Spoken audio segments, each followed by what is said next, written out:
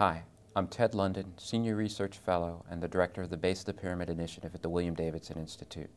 And I'm here today with David McGuire, who's Vice President and Director of the Academy of Educational Development's Center for Private Sector Health Solutions. So welcome, David. Thank you, Ted. I'd really enjoy hearing a little bit more about what is AED, or the Academy for Educational Development. AED was founded in 1961, so we've been around for quite some time. We're a nonprofit organization, a 501c3, and we work around the world and domestically to try to address the needs of underprivileged populations. We work in education, health, the environment, for example. We have programs, about 250 programs that are being implemented in all 50 states and about 130 countries around the world. And in terms of kind of revenues and people, how big is the organization? AED has approximately 1,900 employees, 800 of which are based in Washington, D.C., where our headquarters is, and the rest, some throughout the U.S., but most overseas, internationally. We have an annual budget of approximately $340 million, I think was our budget last year. And you had the Center for Private Sector Health Solutions, or Private Sector Health Initiatives. Correct. Can you talk a little bit about what the goal of the center is and some of the projects within it? Sure.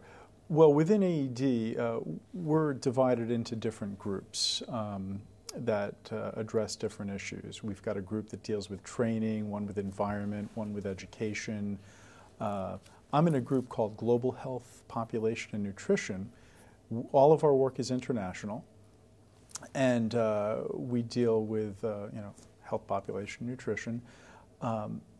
The focus of our center is trying to strike a balance between public health and equity and sustainability, and that involves partnerships with the private sector.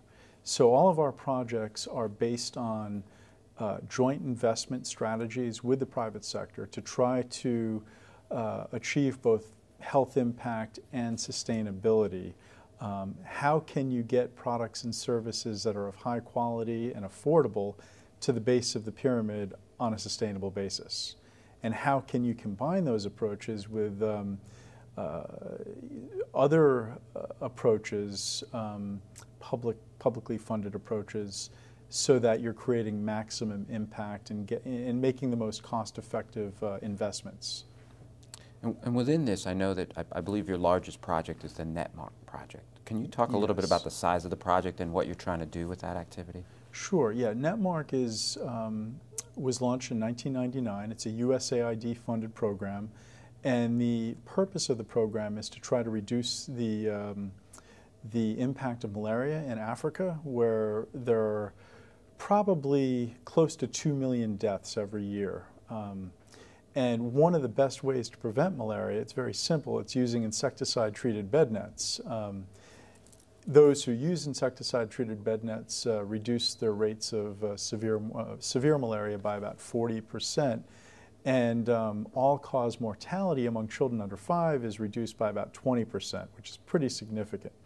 So what we try to do in NetMark is create sustainable markets for low-cost, high-quality products. We work with international and African companies to build the market, to understand the consumer, to create education programs that let people know what how they get malaria and how to prevent it, and to promote the use of ITNs. We then make joint investments with our partners to create these markets, and building on a fully commercial market, we try to find innovative approaches to getting subsidized product, either partially subsidized or free product, to those segments of the population who can't afford commercial nets. This is a rather large project. Can you talk about kind of the size and also the impact that you've had? You primarily, or I think exclusively, work in Africa. How has it progressed so far? We do work exclusively in Africa.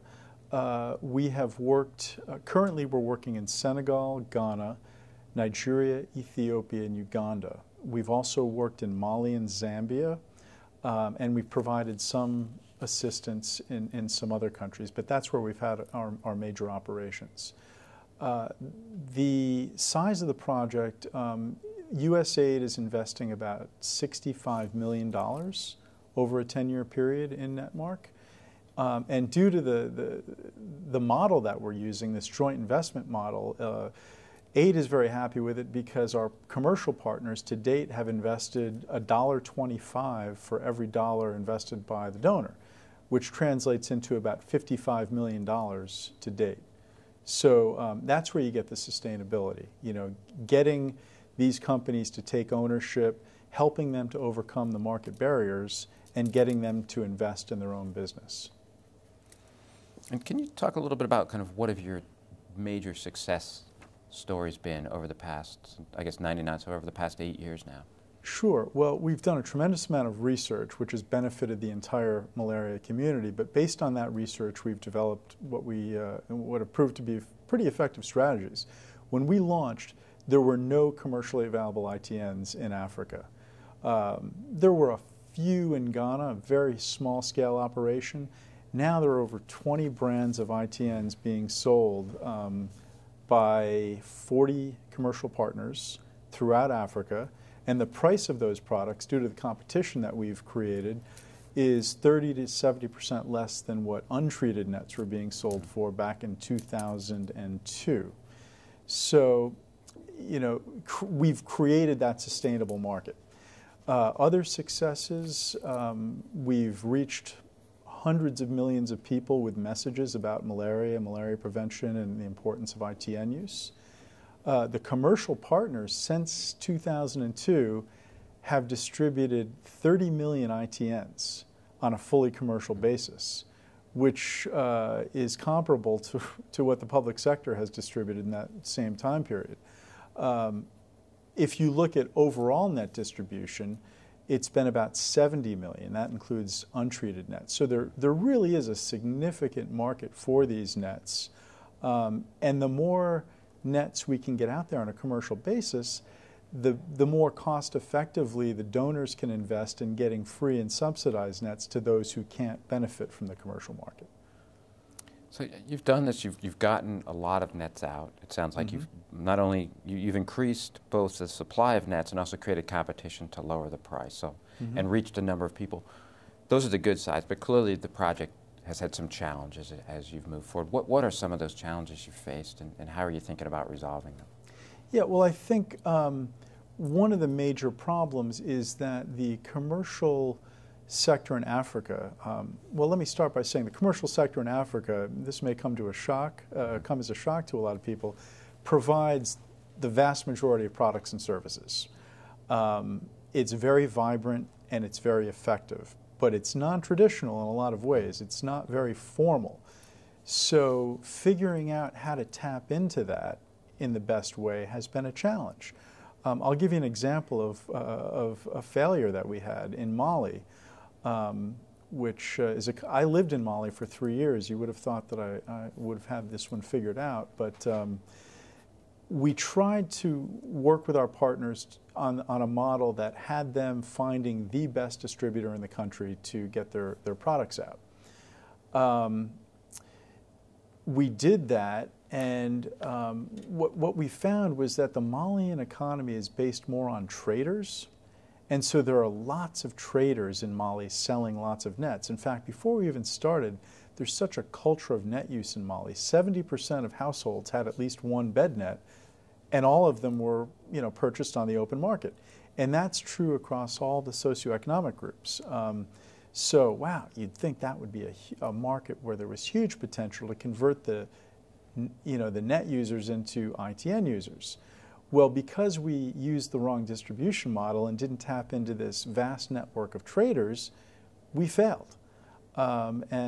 Basically, we didn't get it right, and we used that lesson in places like Nigeria, where we're much more in tune with the way the local marketplace works and are making the most of it. How did you get more in tune with the local marketplace? What did you do differently in Nigeria as compared to Mali? Well, for one, when we were working in Mali, we had a very minimal presence. We were working at a distance, and we were working primarily with the international companies. When we got into Nigeria, we hired a very capable staff of local professionals who really understood the marketplace.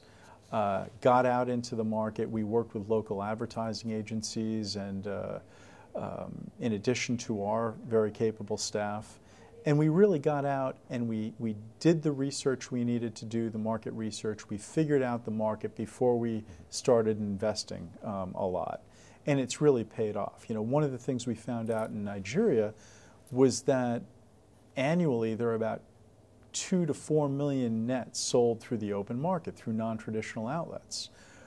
Well, they're untreated. So that's, you know, untreated nets are about half as effective as a treated net. So what our local staff sort of worked out as an innovative approach to tapping into that was, what if we hooked the net stitchers up with the insecticide manufacturers and got the net stitchers to bundle their nets with the treatment kits? And we encouraged them to do so by telling them we were going to run a big campaign talking about how treated nets are much more effective than untreated nets, so don't buy the untreated nets. And they were convinced, and we helped them set up, and we got them the equipment they needed to seal the packaging and bundle the nets. And that's turned into a huge source of ITNs for Nigerians, very low-cost ITNs, and they're sold in Nigeria for as low as $3.50, which is pretty good. You mentioned this idea of providing a marketing campaign. Mm-hmm. Can you talk a little more broadly about the idea of the role of subsidies in facilitating both the demand and perhaps the supply of these products? Mm-hmm. Well, my feeling is that the demand side is much more important than people think. There's need for subsidy on both ends, but what we've found is that whether you're giving nets away for free or selling them on a commercial basis, if you haven't created the awareness and haven't created amongst the consumers an understanding of what the value of that product is and how it can make a difference in their life, they're unlikely to use it. So, that's one point. The other is, we've tried a combination of supply side and demand side subsidies. For example, we worked with some of the manufacturers on the supply side to provide seed product to their distributors to sort of get things going and increase the volume of product coming into the market. Problem was, it was very hard to control how they reinvested that money. So on the demand side, in addition to funding these, consumer-oriented campaigns based on market research, we've also done things like provided pregnant women with vouchers so that they can get educated about ITNs in a health clinic. They receive a voucher, then they can go to the commercial sector and get that net subsidized or for free, depending on the available resources. And that's proven to be a very effective model. What lessons have you learned as you kind of think about it with the subsidies and the vouchers that's worked or not worked for you? Mm-hmm. Well, again, back to the examples of Mali and Nigeria, there are certain common principles that I think are true regardless of where you're working. But you have to be very in tune with the local health system, the local politics, the available resources, etc., in order to get it just right.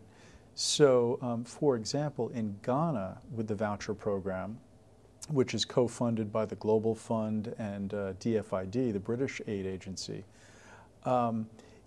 it has worked quite well, handing out vouchers in the public health clinics, and then the women go and purchase the products in the retail outlets. Been very effective.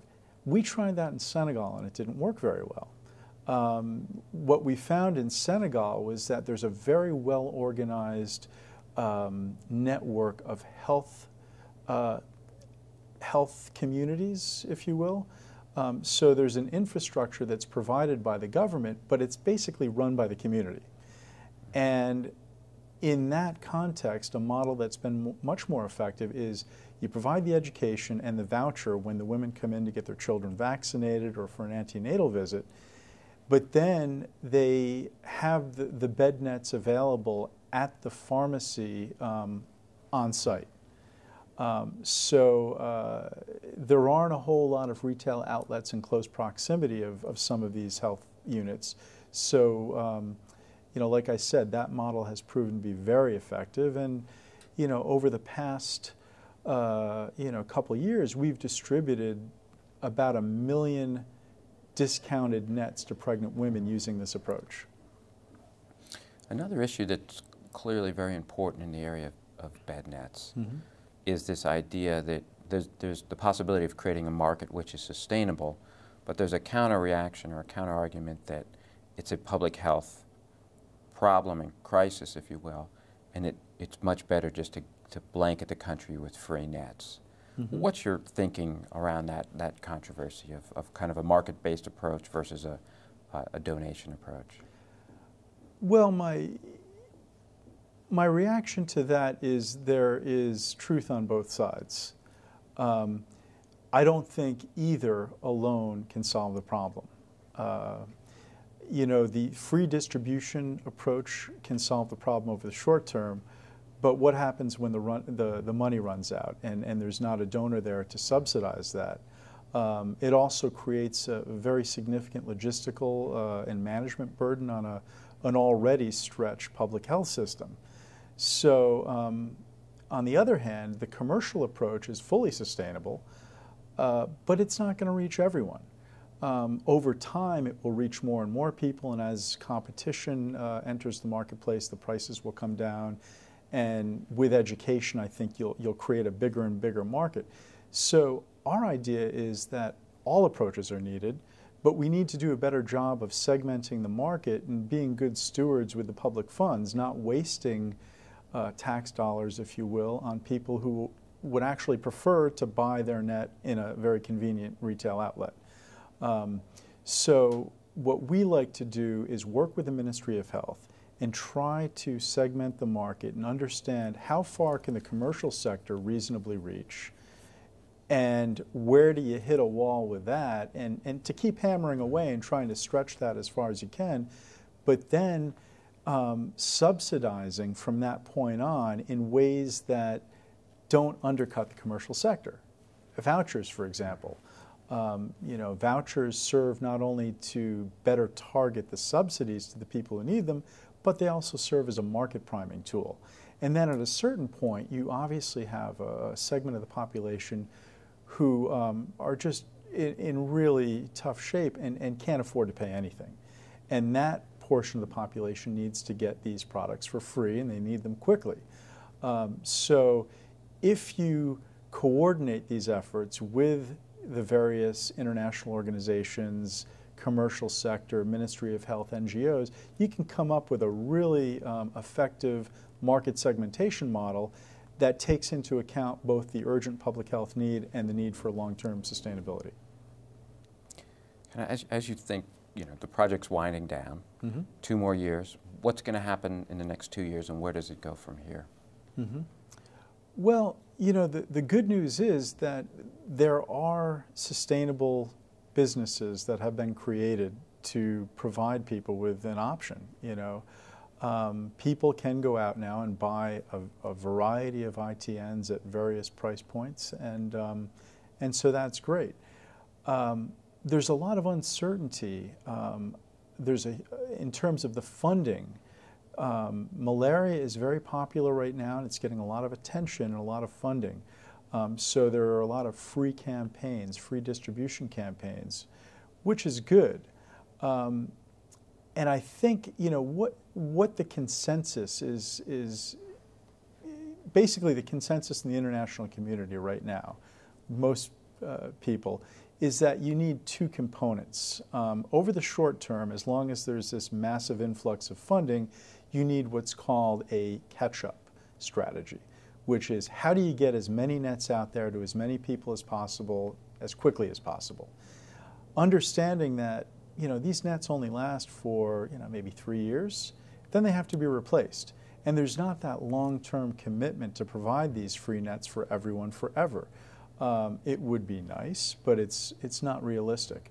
So I think there's a lot of consensus around the idea of involving the private sector in these catch-up campaigns and looking at them as key players in the keep-up strategy, replacing the nets that are there. If the commitment is there over the long haul from the public sector to give free nets, that's great. Give free nets to whomever needs them. But we need to also recognize how things have evolved over history, and this has happened with multiple public health products over time. The attention turns to some other challenge, and the funding goes with it. So we need to, invest in catching up, but we need to make sure that the strategies are there to keep up over the long term. Well, thank you, David. I appreciate the time that you took to talk with us. Thank you. My pleasure.